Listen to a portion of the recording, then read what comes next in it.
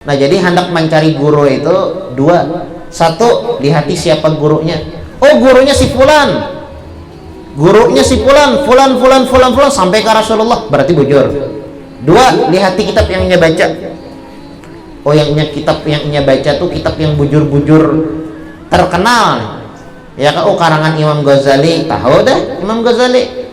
Oh, karangan si Ano, ibaratnya Imam Haddad, tahu sudah terkenal ya kalau. Oh, karangan Habib Ahmad bin Zain Al-Habsyi, oh sudah terkenal kitabnya. Nah, kalau ada dua syarat ini, berarti guru itu bujur.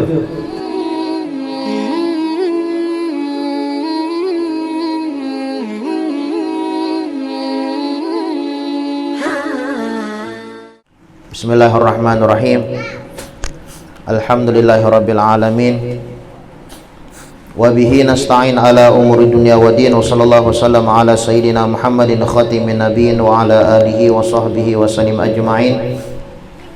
Nawaina ta'alluma wa ta'lima wa naf'a wal intifa' wal mudzakarah wa tadhkir wal ifadah wal istifadah wal hath ala tamassuk bi kitabillah wa bi sunnati rasulillah sallallahu alaihi wasallam wa du'a ilal huda wa dilalah alal khair ibtigha'a wajhillah wa maradatihi wa qurbihi wa thawabihi subhanahu wa ta'ala.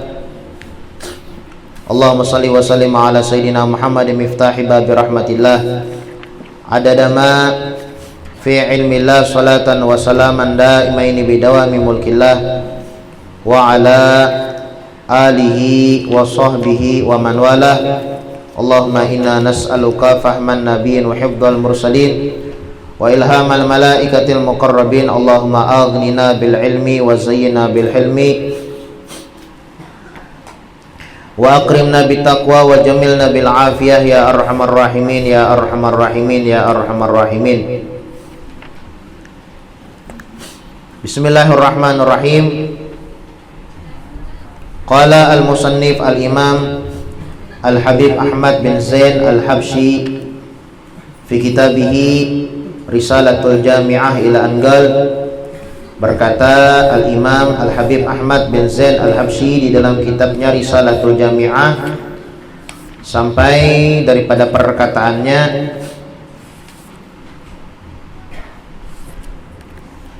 Kitabus Shalah, masih membahas tentang sholat. Sholat adalah salah satu daripada rukun-rukun Islam. Nabi Muhammad SAW,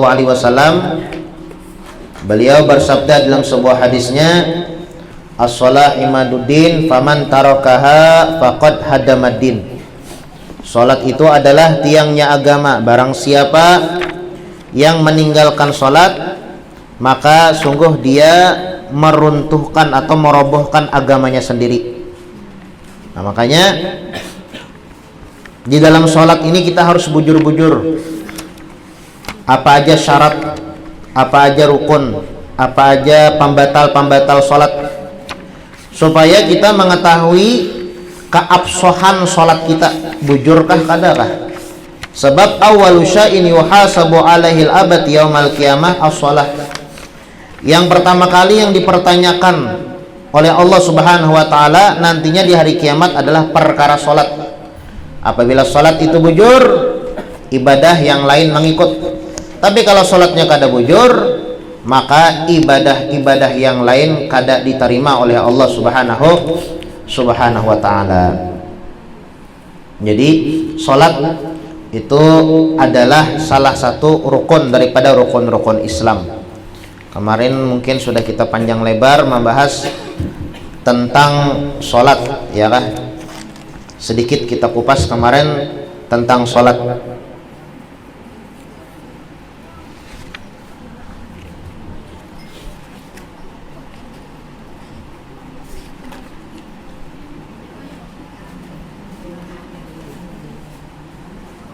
Sholat ini diwajibkan oleh Allah Subhanahu wa taala kepada orang Islam, orang yang balik, orang yang berakal. Selama orang itu Islam, selama orang itu balik, selama orang itu bakal, 3, selama orang itu Islam, selama orang itu balik, dan selama orang itu bakal, wajib sholat. Wajib sholat.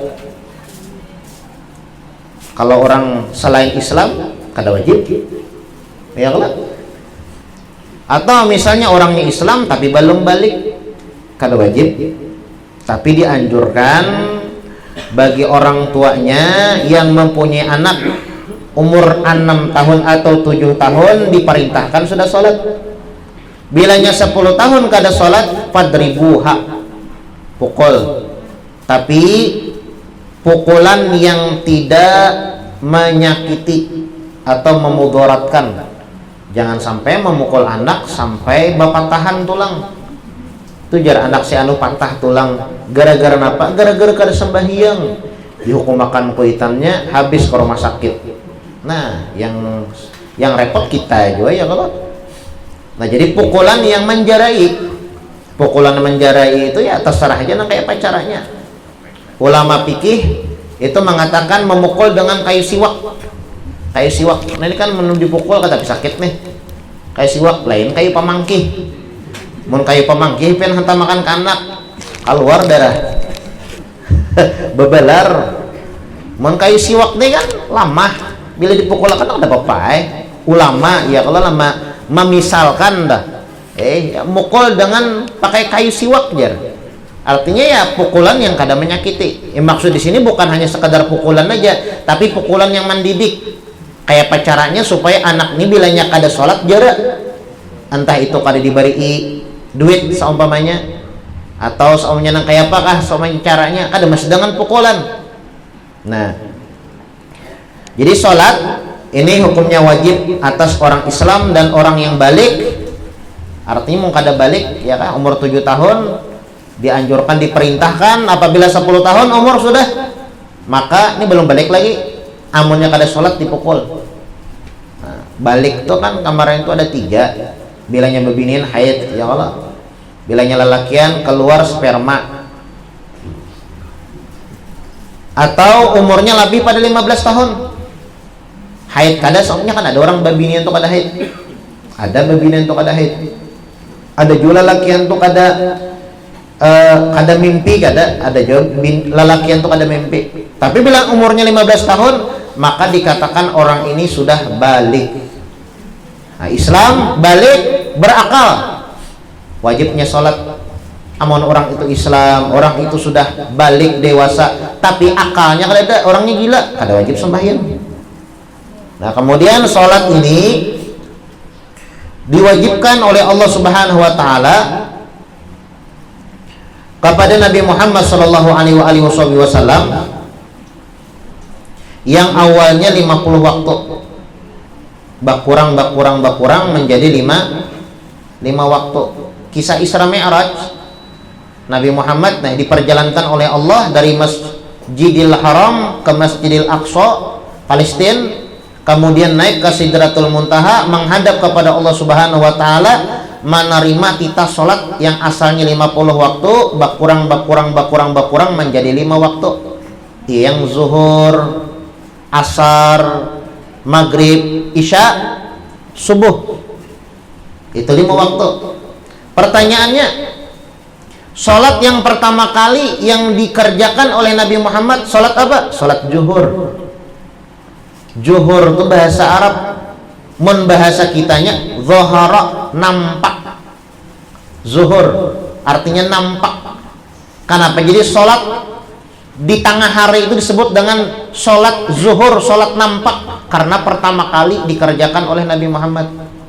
Nabi Muhammad memang diwajibkan mulai subuh sudah diwajibkan, cuma tatkala pulang daripada perjalanan Isra Mi'raj itu Nabi Muhammad SAW belum diajarkan lagi oleh Jibril cara-cara sholat.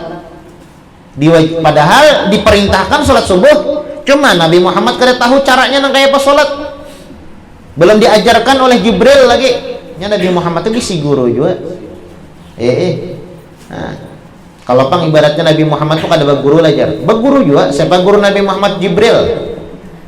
Jadi mun ada orang bapada alim kada baguru, berarti kealimannya itu diragukan. Nah, makanya lah hendak maminan duit nih, guru ini bujur atau kada.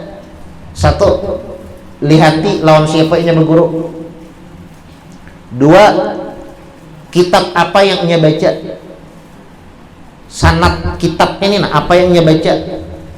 Kalau nya satu lah ibaratnya nih gurunya kada jelas, atau misalnya kada berguru, presiden tuh alim manajer, jurang dapat ilmu di mana? Alim tuh di dalam mimpi. Jurang gurunya siapa? Kada berguru, nya kada berguru. Ilmu laduni kada ada. Ilmu laduni itu kada berguru, kada ada. Man amila bima alima warathahullahu ma lam ya'lam. Jar Nabi Muhammad ngaran ilmu laduni itu mengamalkan ilmu yang ada. Itu ilmu laduni. Kalau ilmunya ya belajar kada pernah, tiba-tiba langsung alim, wah ini perlu diragukan. Nah jadi hendak mencari guru itu dua. Satu, lihati siapa gurunya. Oh gurunya si fulan, gurunya si fulan sampai ke Rasulullah, berarti bujur. Dua, lihati kitab yang ia baca.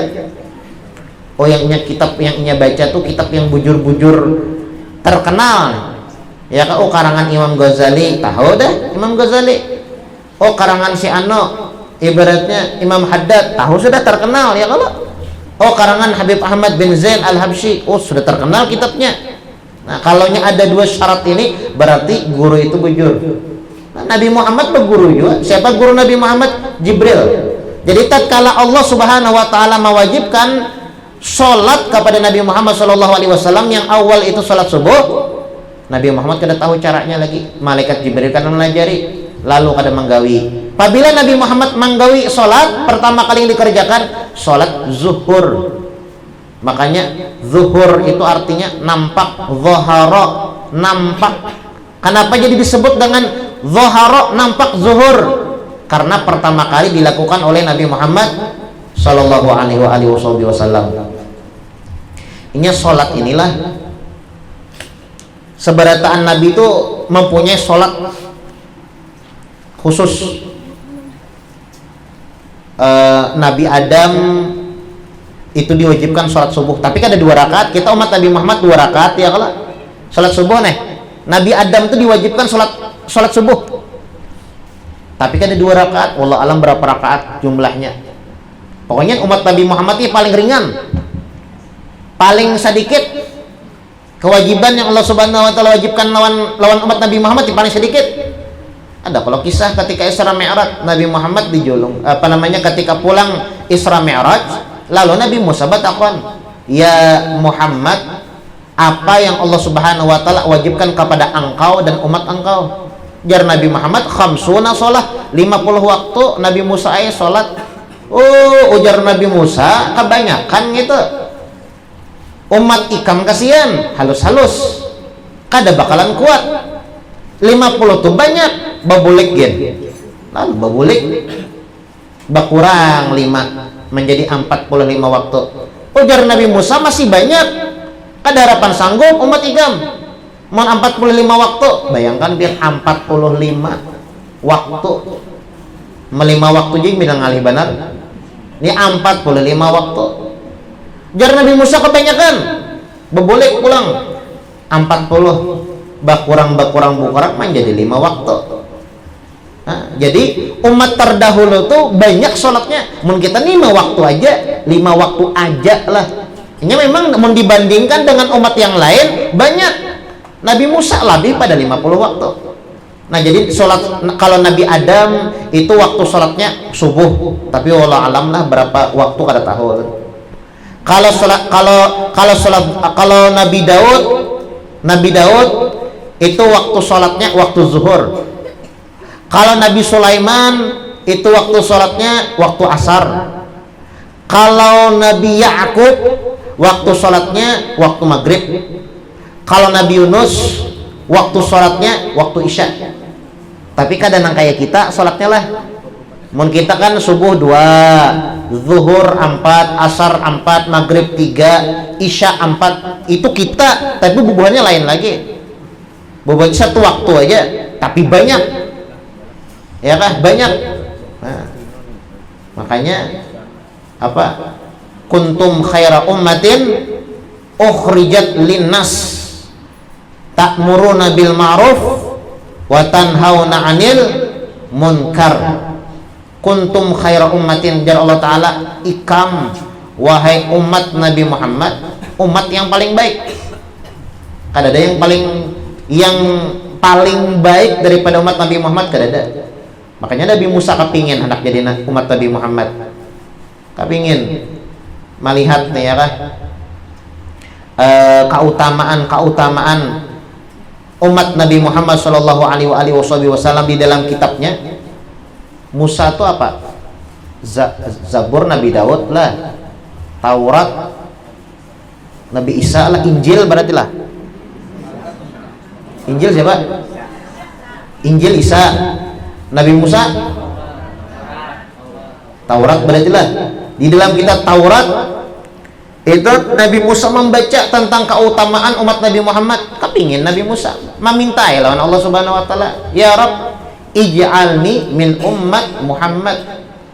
Wahai Tuhan, tolong pang jadikan ulun sebagai umat Nabi Muhammad. Ulun pacul aja pangkat nabi ini sudah. Ayo biar bapacul, wani memacul pangkat nabi ya Pak. Ulun hendak jadi umat Nabi Muhammad ya sudah. Kada hendak jadi nabi.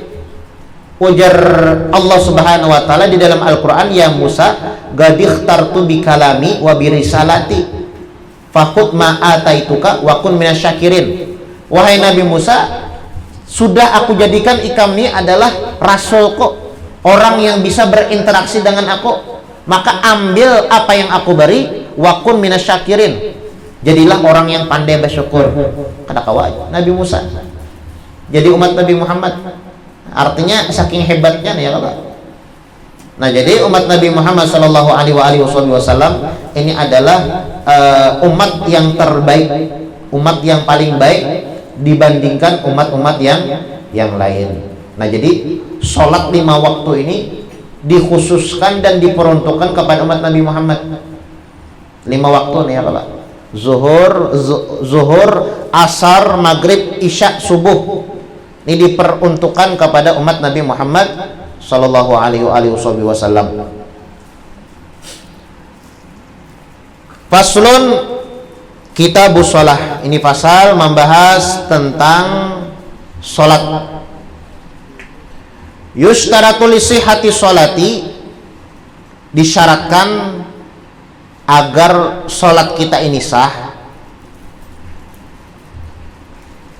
Nangkayapan supaya salat kita ini sah, ada syaratnya. Artinya kalaunya di dalam salat itu kada ada syarat-syarat ini, maka salatnya kada sah. Ya kan? Jadi salat tuh ada sembarangan, kada ada aturannya pun orang. Kalau pengibaratnya bilanya salat tuh ya asal tagawi aja, kada kawa salat tuh asal tagawi aja. Bapak ibuannya aja asal sembahyang hajar, masa diterima atau kada itu terserah Allah taala. Kada mau amun sesuai aturannya diterima oleh Allah. Dan sembahyang wudu kada, bapak aja kada wudu nya Allah taala aja. Tahu aja Allah taala, asal sembahyang kada mau. Harus ada syaratnya, ya kan? Harus ada syaratnya. Makanya kita belajar ya kalau apa aja syarat-syarat supaya sholat kita ini diterima. Kalau kita kada tahu syarat sah yang sholat kita diterima atau kada, nang kayak apa hendak tahu amal ibadah kita ini diterima atau kadanya oleh Allah Subhanahu wa taala. Makanya di dalam ibadah ini pian wajib baisian ilmu. Wajib baisian ilmu. Kalau orang beribadah tapi kada berilmu, kada diterima oleh Allah Subhanahu wa taala. Ya tadi sembahyang kada berwudu 1000 rakaat sini sembahyang subuh. Sembahyang subuh 1000 rakaat tapi kada berwudu, kada diterima. Atau sembahyangnya bujur aja ibaratnya. Berwudu aja cuma sembahyangnya kada ampah kiblat. Kada sah juga. Nah, ada syaratnya ya kalau ada syaratnya. Yustaratu li sihhati sholati, disyaratkan bagi orang yang sholat supaya sah sholatnya ma'rifatu dukhulil waqti, mengetahui masuk waktu. Kalau sembahyang zuhur jam 10 masuk kada waktunya, belum lagi kada sah sembahyangnya. Ada guru ajar, bodoh biar baudu biar kayak apa aja, biar 10 kali bajuhur, amun jam 10 kayak apa, belum masuk lagi, belum start lagi, belum masuk lagi waktunya. Kata kawan ada diterima oleh Allah Subhanahu Wa Taala. Jadi harus masuk waktu, harus masuk waktu, biyakinin masuk waktunya itu dengan yakin. Amun kira-kira aja dah kawan, kira-kira sudah panglah zuhur. Nah jangan sembahyang berlebihan, amun kira-kira tuh jangan sembahyang dahulu. Kira-kira nih mau dilihat dari ari, mau dilihat dari muha ari ini pinona ongpang najar pina jamnya ke jam kada ada membawa, amun HP mati seumpamanya lalu kira-kira jangan sembahyang dulu kira-kira. Wajib yakin, wajib yakin akan dahulu masuk pada waktunya, yakin masuk sembahyang ha. Tapi kalau nya kada yakin nih masuk waktu, kada sah sembahyangnya, kada sah.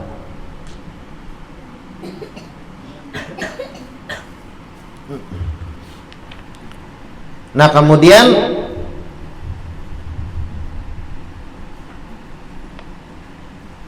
dengan yakin ya Allah, atau dengan ada orang mahabari, kan banyak aja nih cara kita meyakinkan masuk waktu ini masuk. Bisa dengan jam ya Allah, atau dengan mendengar adzan di masjid-masjid atau di musala, atau ini menyetel radio ya Allah. Nah, itu yakin, itu cara kita yakin gitu tuh. Atau misalnya melihat orang sembahyang zuhur, bisa juga bapak tuh orang sembahyang zuhur, nah yakin sudah, berarti masuk zuhur sudah.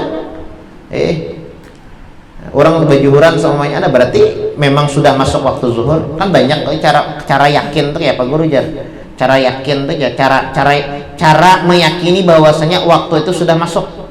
Ya, yang pertama dulu ya tadi bisa dengan jam atau dengan adzan, dikumandangkan adzan di masjid-masjid atau di mushola, atau dengan melihat orang sembahyangan ya kan,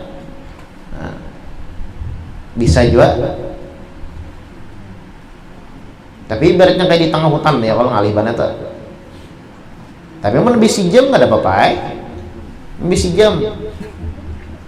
Menurang bahari itu ya kalau pakai cahaya matahari,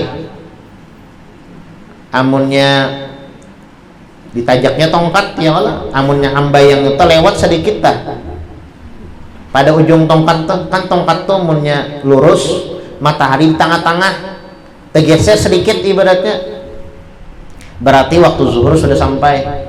Sama panjang hambayang lan panjang tongkat asar sudah. Bilanya timbul apa syafaqul ahmar kan orang sambatannya tuh, yang warna habang tadi orang tanah, warna habang hilang warna habangnya itu, berarti maghrib sudah tuh. Waktu sembahyang ya Allah, waktu sembahyang ya, waktu sembahyang di waktu sembahyang. Nah jadi harus mengenal masuk waktu dengan yakin, awistihadin, atau dengan berijtihad, mencari tahu bang, sudah masuk ya, sudah aja kawan, bismillah ya lagi, menggawe kawan ya, sudahlah zuhur jar, sudah jurang, sembahyang ya lagi. Atau seumpamanya dengan dugaan yang kuat, au ghalabati dhannin, kira-kira mau dilihatnya dari hari ini parak pengasar sudah nih, lewat sudah zuhur nih. Nah yakin kita dengan itu, nah berarti sudah masuk waktu, boleh kita sholat. Kemudian fa in shalla ma'asyak lam tasihha sholatuh. Barang siapa yang sholat disertai dengan keraguan, masukkah waktunya belum kah, ragu nih, lam tasih sholatuh, kada sah sholatnya, kada sah sholatnya. Mungkin kita masih ragu. Kemudian yustaratu ma'rifatul qiblati, disyaratkan sahnya sholat seseorang adalah mengenal atau mengetahui arah kiblat. Arah kiblat harus tahu. Amun kita kada tahu arah kiblat, jangan sembahyang dulu. Ada apa aja. Ini sama aja. Ke kanan Allah Ta'ala, ke kiri Allah Ta'ala, ke atas Allah Ta'ala, ke bawah Allah Ta'ala. Bujur aja, tauhid pian tuh bujur aja, tapi syariat pian yang tak salah. Bujur aja lah, itu bujur aja. Sama aja, hendak ampah ke mana kayaknya Allah Ta'ala juga iya, bujur. Itu tauhidnya bujur aja, cuma syariatnya luput. Syariatnya luput, maka dua, ya kan, tauhid dikaji, syariat dikaji. Jangan pinandu je lawan Tuhan, tapi cara menyembah luput. Ajar Allah Subhanahu wa Ta'ala di dalam Al-Qur'an, ya Allah, apabila sholat fawalli wajhaka syatral masjidil haram, ampahkan wajah dan badanmu ke arah Masjidil Haram, ke Mekah, ke Ka'bah. Minta Allah di dalam Al-Qur'an. Nah, Allah Ta'ala menyuruh. Nah, jadi harus arah kiblat sholat. Kalau kita kada arah kiblat sholat kada sah. Jadi harus tahu dulu ya lo kiblat kemana. Kan ada kan kompas tuh, nah yang kompas kiblat tuh, nah nyaman. Atau kan wah ini di HP ada aja juga arah kiblat, kompas kiblat tuh ada aja juga. Kada misalnya kada bisa misalnya kompas di hati mana matahari tinggalan, ya kan, arah matahari tinggalan mana, oh matahari tinggalan di situ, berarti situ kiblat tak, matahari tinggalan arah kiblat, ya Allah.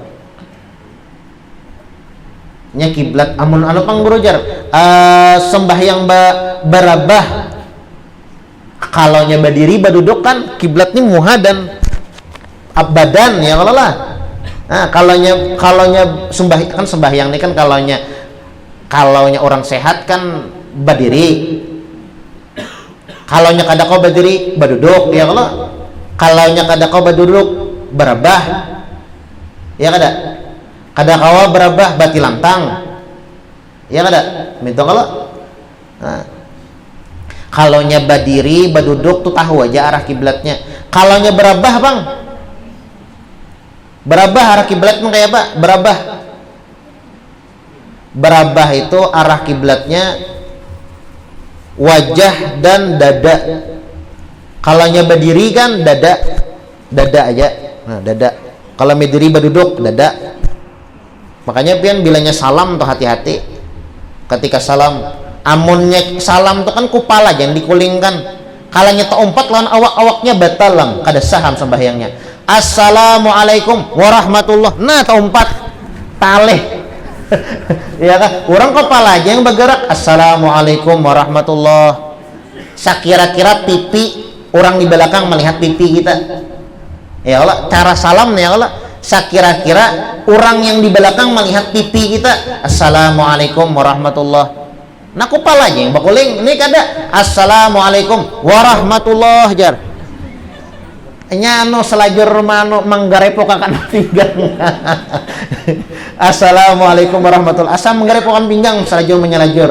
Batal sembahyangnya. Nah ini pian biasa 10 kali bersubuh kali diterima. Luput. Ya kan? Luput. Nah, kada boleh. Ya, mungkin kalau salam kedua kada masalah. Salam pertama tuh nah. Assalamualaikum warahmatullahi, harus salam pertama tuh kan keluarnya kita daripada sholat itu kan dengan salam pertama. Salam kedua tuh sunnah aja. Assalamualaikum warahmatullahi. Biar yang kedua tuh kada bersalam kada masalah. Yang penting yang pertama salam. Assalamualaikum warahmatullahi. Karena ada membahas bab salam. Ya kan kayak apa cara salam tuh di dalam sholat. Jadi intinya tatkala kita berdiri atau berduduk wajib mengarahkan ke kiblat dada kita nih, nah wajib arah kiblat dada, wajib. Itu bila berdiri berduduk, bilanya barabah, muha dan dada. Makanya ya kalau bila orang barabah itu rajin di apa jorang tuh diandaki bantal sesandaran. Nah sekira apa ya lah, sekira ngapa ya supaya tak anu lah, tak apa jorang tuh tak angkat ya, tak duduk sedikit, ya kan, tak duduk sedikit. Bila paham lah bisa dipahami lah bila barabah nih. Jadi barabah itu diandaki bantal tinggi, bantal sidina tinggi. Misalnya ada kawa guru ajar meninggi bantal, anu kada boleh tak gerak saumpamanya. Mustalqian, maka apa ya lebih behereng yang mengarah kiblat membehereng itu berarti muha, kemudian apa ngarannya nih, akhmasai qadamai, muha dan nih apa ujung jari gibatis. Nah jari gibatis. Nah, misalnya kadakawa misalnya ditungakakan. Nah bahasa Banjarnya ditungakakan. Ada misalnya berabah ya kalau kadakawa ditungakakan. Nah kalau ditungakakan sedikit di anak bantal kakalang nih. Sakira muha dan dada ini ampah ke kiblat kadakawa behereng sembahyangnya. Namun behereng ampah kiblatnya apa? Yang harus diampah ke kiblat wajah lawan nih jari gibatis. Lebih hereng, nah bisa japian membayangkan ya kalau mana kiblat misalnya, oh berarti muhasirin arah ke kiblat sana. Misalnya kiblat misal sana ya kalau berarti itu berarti. Nah muha ampah ke kiblat, kemudian batis ampah ke arah ke kiblat juga. Jari gibatis, akhmasai qadamai. Nah, itu bilanya sembahyang hereng ya kalau. Nah, jadi harus arah kiblat orang sembahyang tuh. Kadakawa kada arah kiblat. Nah kecuali pulanglah sholat ketika di perjalanan, seperti di pesawat, ya kah? Seperti di kapal, seperti di mobil. Nah ini kada masalah. Atau misalnya ketika perang. Nah ini kada masalah kita ibaratnya kada arah kiblat. Nabi Muhammad bila perang tetap sembahyang sedin. Cuma sini kada baki paham bila kada baki puh mencari kiblat. Ibaratnya bila perang sana musuh sini Allahu Akbar. Nah, sembahyang berhadapan musuh. Jadi kada mengarah kiblat kada tuh. Mun hendak perang, hendak mencari kiblat ditimpa surang. Kiblat arah sana aja, musuh di belakang. Pada dipukuli orang lagi. Jar orang jam musuh ini tampolonya sembahyangan kita sodok aja sudah. Nah, Nabi Muhammad bilangnya perang ada sih jadi kada marah kiblat kada ampah ka musuh. Nah, Allahu Akbar sami Allahu Akbar sami Allahu liman hamidah ampah musuh sih. Nah atau ketika perjalanan tadi kapal, di pesawat, di mobil, nah kada masalah, kada marah kiblat, arah ke mana? Arah kehaluan. Lucu bang lah amunnya rahatan di kapal tuh sembahyang arah kiblat lucu, pas kapalnya bebelok juga lah lucu jadinya.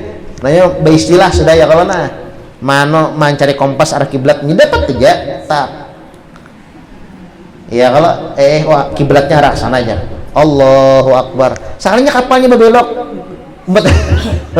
pas juga belok lah. Tetap aja ya Allah arah kamuka. Jadi kada usah bilanya di dalam kapal, di dalam mobil, di dalam pesawat, bilanya sembahyang kada usah mencari kiblat. Mana haluannya. Nah, arah situ aja sudah. Wow.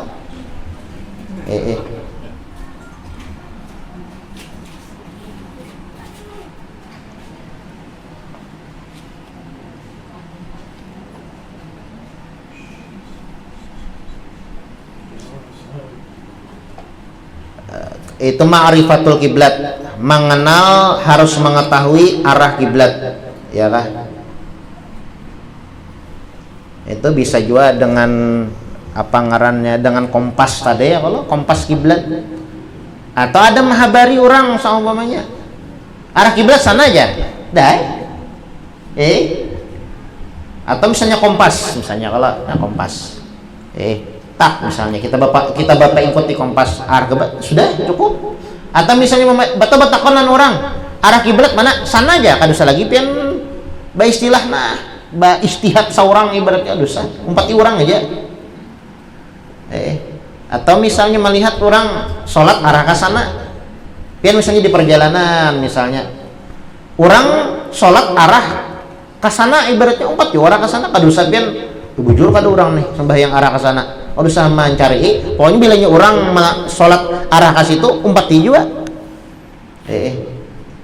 Nah, jadi ma'rifatul kiblat. Wa yajibu satrul aurati bisatirin tahirin mubahin. Dan syarat sah sholat wajibnya menutup aurat. Wajib menutup aurat dengan baju penutup yang suci dan mubah halal. Wajib menutup aurat ketika sholat. Kalaunya kita sholat aurat terbuka, ya kada sah sholatnya. Sembahyang becawat, Allahu Akbar ya. Asal lucu bang, becawat sidin. Bekopiah aja cuma becawat. Lucu ya kalau bebaju sidin. Cuma lintuhut kalihatan. Bebaju bekopiah lintuhut kalihatan, nah kada sah. Kada tertutup auratnya, auratnya tetap kada tertutup, kada saham.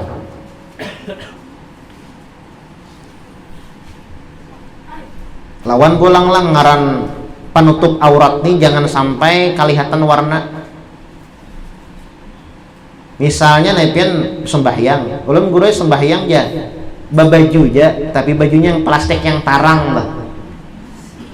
Menutup jauh, kita tutup jauh, pakai plastik tarang lah, kelihatan dingin angka. Ini tetap karena dikatakan penutup, itu penutup daripada mencegah daripada lalat benar harus ngaran penutup itu kada kelihatan lagi warnanya. Nah paham aja tuh pian tak? Kada kelihatan lagi warna kulit, berarti itu penutup. Nah, ini bukan asal tutup menutup ya. Kalau kada kelihatan lagi warna kulit, kalaunya masih kelihatan warna kulit, lain tutup, masanya masih terbuka lagi aurat tuh.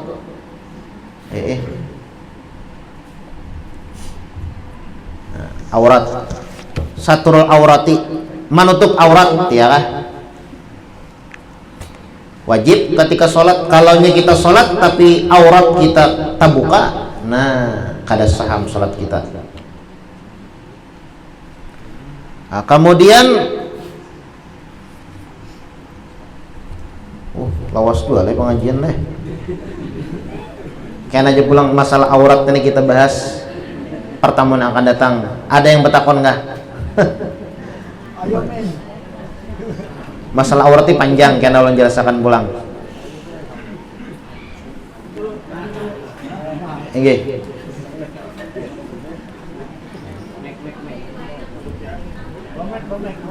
Apakah sah dulu kalau kita sembahyang pikirannya melayang-layang dulu?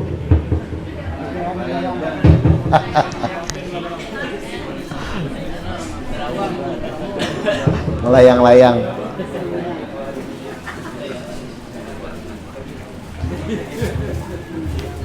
Ujar polisi Abbas, boleh kada jar atau sah kada kita sholat tapi pikiran ke lain gitu kah?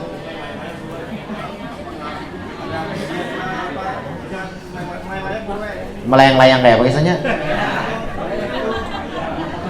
Layang-layang pikiran ke lain, nggak ada khusyuk. Apakah sah jar sholat tapi pikiran ke lain?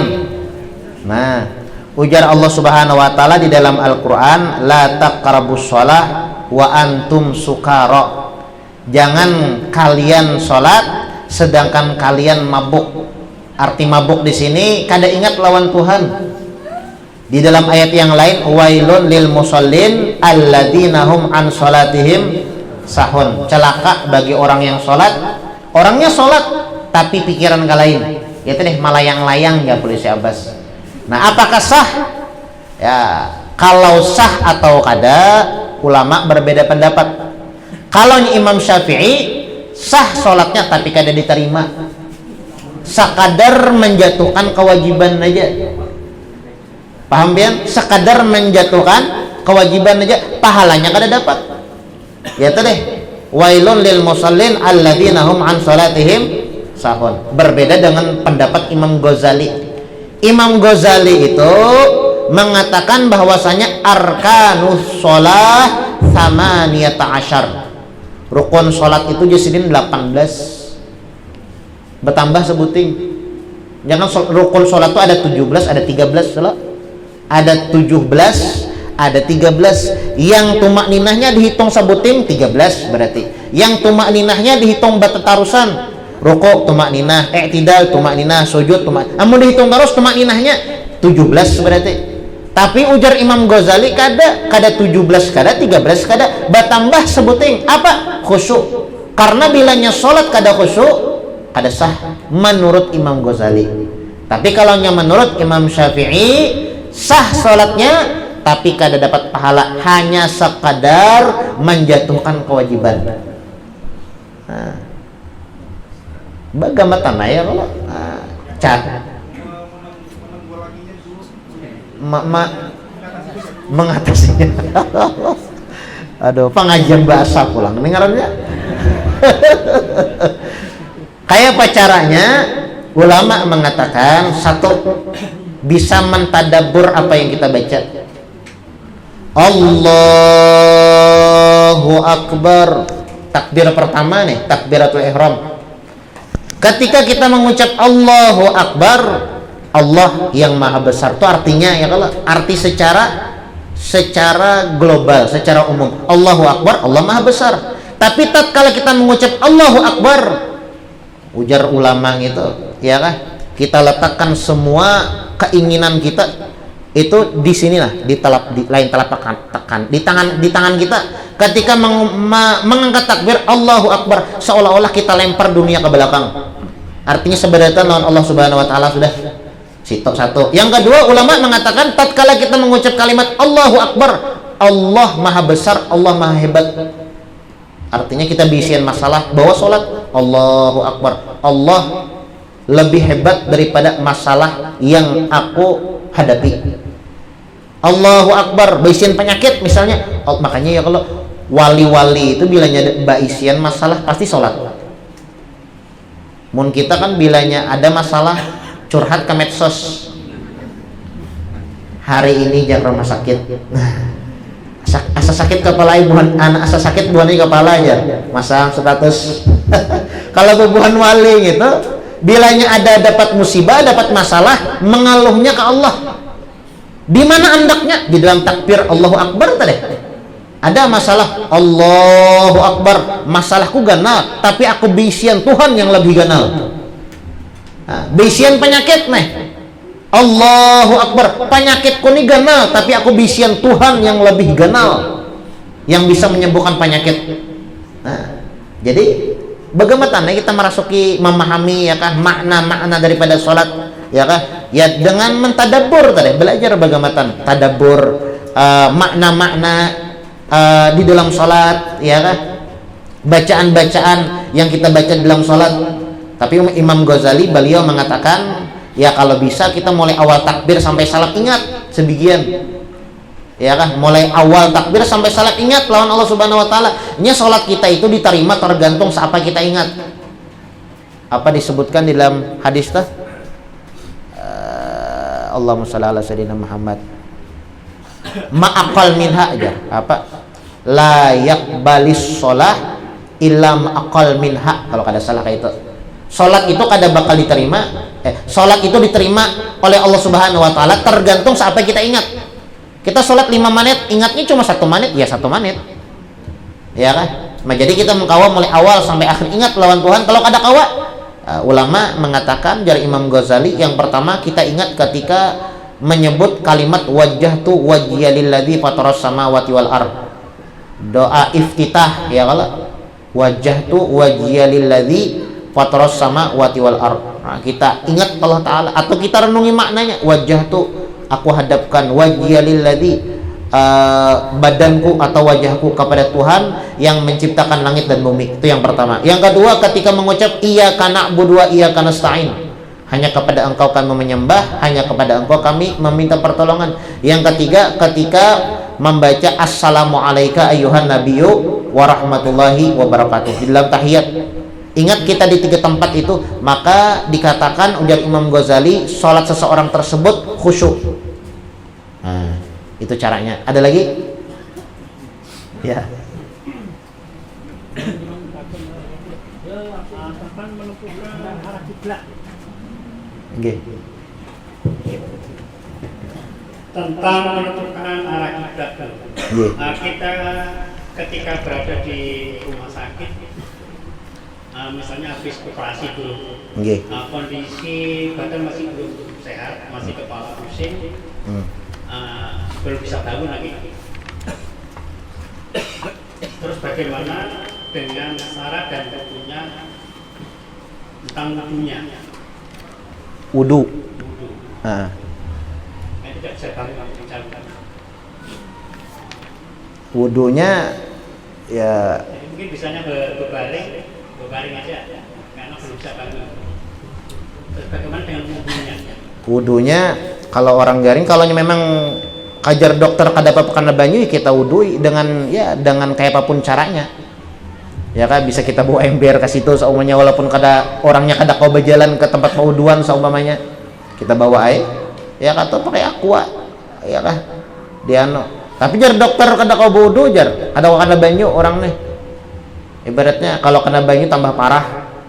Atau misalnya kalau kena banyu lambat warasnya. Jadi sementara waktu kalau usah kena banyu, ya batayamum.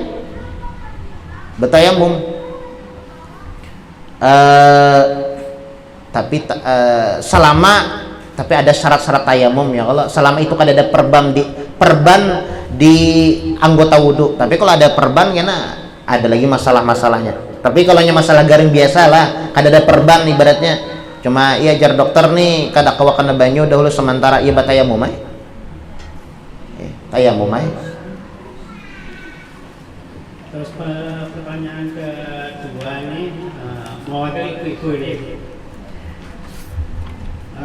Apa bedanya mandi wiladah dengan mandi nifas? Mandi apa tadi? Ya, mandi wiladah dengan mandi nifas, apa bedanya? Mandi nifas dan mandi wiladah itu kah?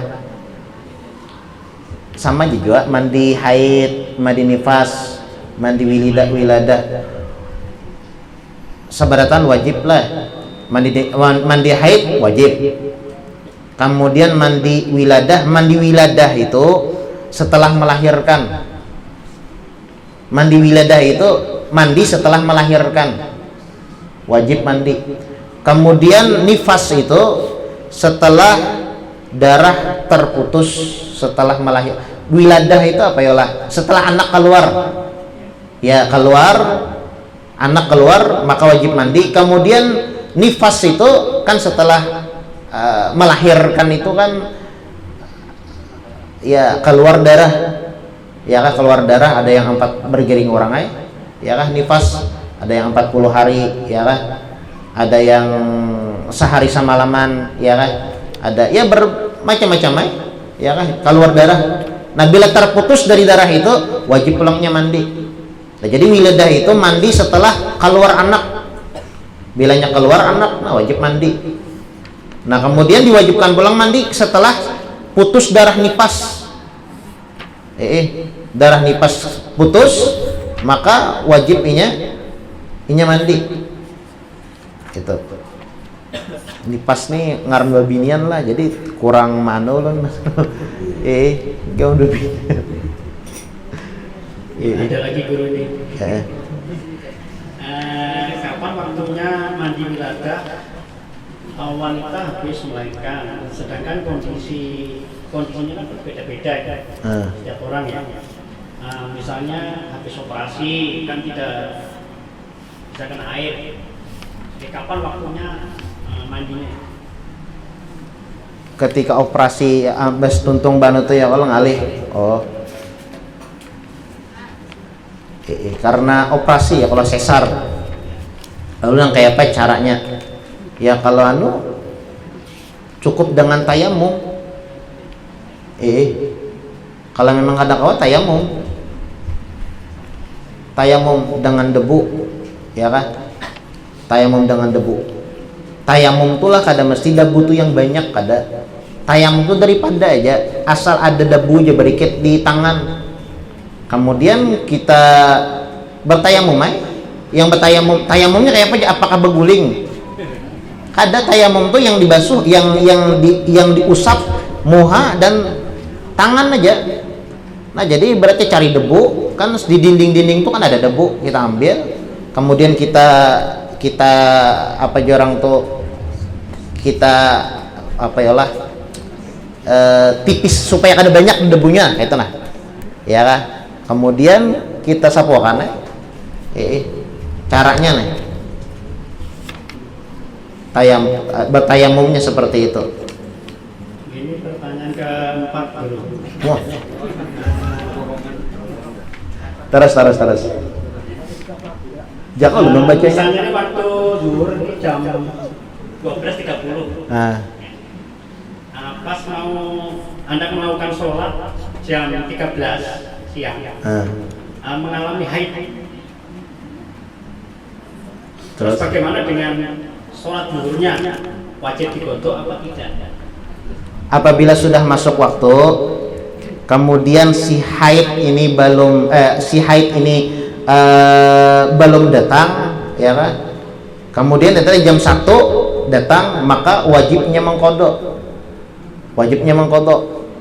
Lain halnya ibaratnya haidnya datang sebelum masuk waktu. Nah ini kada wajib mengkodok. Jam 12.30 zuhur sekalinya hendak sembahyang karena bakaina hendak sembahyang sekalinya haid. Nah maka wajibnya mengkodok zuhurnya lah, asar kada dikodok berarti kada masuk lagi.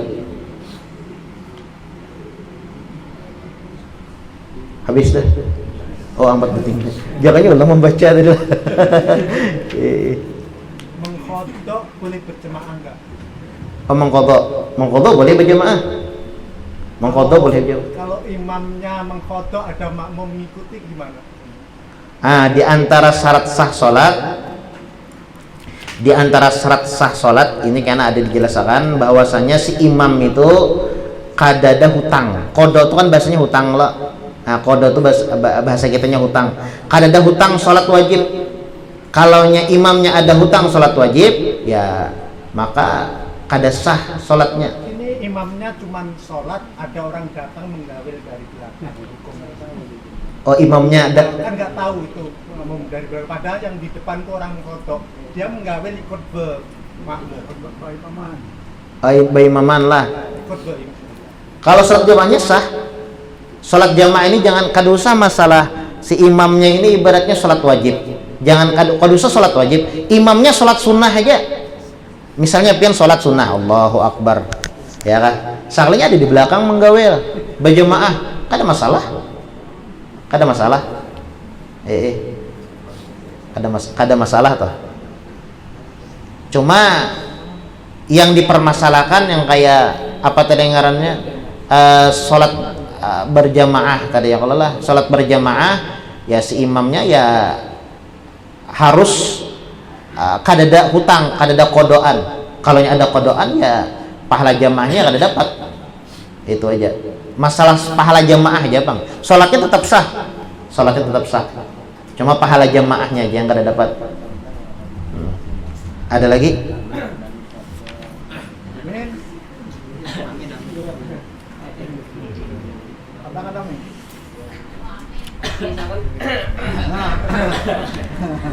Misalkan nih batukan ini batu berdahat gerai pas sembahyang misalkan keluar dah nih gerai nah kan udah nih jadi petaguk kan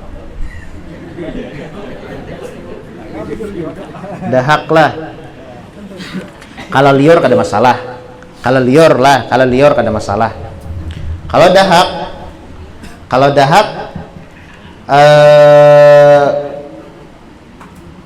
kalau di bab puasa batal. Dahak keluar seumpamanya dahak. Nih dahak lawan liur tuh beda. Kalau dahak tuh kan ya ampun maaf berbentuk lah bahasanya ya kalau lah. Ya liur berbentuk juga sih sebujurnya, cuma ya paham gitu pian. Kalau nyebab puasa batal. Tapi kalau bab sholat kada masalah. Ya kalau bisa dibatalkan. Tapi kalau posisi kita dalam berjamaah ya Pak, ya kan? Nah gitu. Ya kalau ibaratnya dalam sholat ibaratnya ya peno jangan dikeluarkan tahan ya dulu. Sholat tuh setemat aja. Lain puasa. Ya kalau mun puasa tuh kan kada kawaan no. Ibaratnya kan kawa jadi buang-buang dah. Ini kada diambil kesempatan mana lah tampul udah keluar jar. Tagok pulang kayak kanyang jar. Nah ini batal lam. Tapi kalau dalam sholat kada. Kalau dalam sholat kada. Kalau dalam sholat kada. Kalau dalam puasa batal. Kalau dalam sholat dahak kada masalah.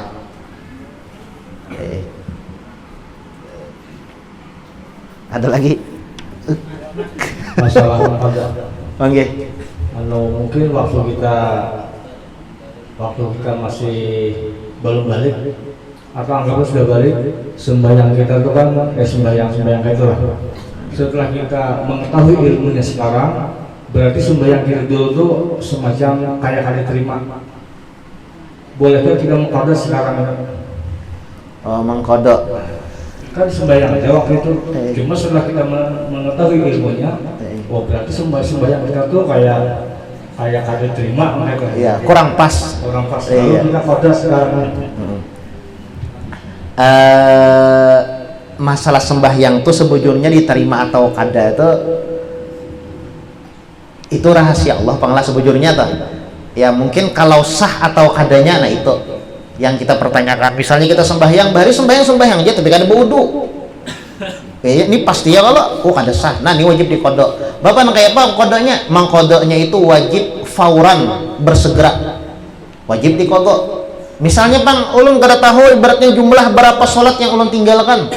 Nah kayak apa caranya? Maka silahkan mengkodok sampai inya merasa sudah membayar seberataan. Nah misalnya ulun guru ajar hidup ini umur 50 tahun sudah sembahyang nih hanyaran aja. Nah kira-kira berapa jumlah kodoan ulun? Nah maka silahkan pian sholat mengkodok. Setiap pian sholat wajib setelah itu kodok. Kodok sampai kapan? Sampai pian merasa tuntung dah, habis dah. Misalnya Bang Guru jar meninggal kodoan belum punah lagi, diampuni oleh Allah Subhanahu Wa Taala. Jadi paling bagus mengkodo itu tuntung sembahyang mengkodo aja lagi. Yang merasa baisian kodoan ya kalau lah.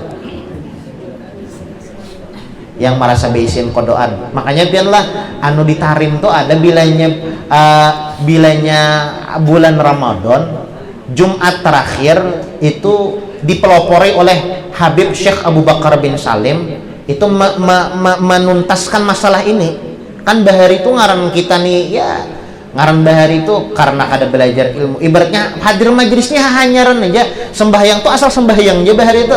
Ada yang kada berwuduan, pokoknya asal sembahyang aja sudah jadi bahari ya kalau lah. Nah lalu kayak apa? Lalu Syekh Abu Bakar bin Salim beliau memberikan solusi. Bilanya hari Jumat terakhir daripada bulan Ramadan ada ngarannya sembahyang kodok. Hari Jumat terakhir bulan Ramadan habis sembahyang Jumat, jadi mengkodok di situ. Jadi di antara padilahnya itu tadi Bang, menghapus dosa atau menambali sembahyang yang terdahulu yang kita lakukan tapi ada kurang.